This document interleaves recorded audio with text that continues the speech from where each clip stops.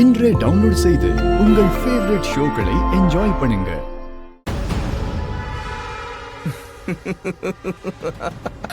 மீன் மாதிரி துள்றத நிப்பாட்டு.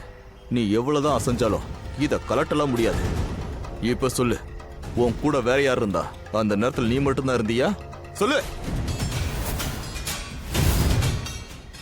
யாருமே இல்லையா? நிஜமா தான் சொல்றியா? அப்படின்னா சரி, இல்லன்னா உன் கூட அவனு செத்துருவான்.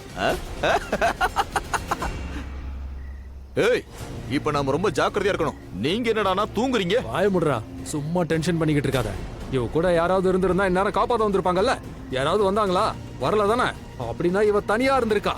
யாரும் வர போறதில்ல, படுத்து தூங்கு. அப்ப நானும் தூங்குறேன். போடா போடா.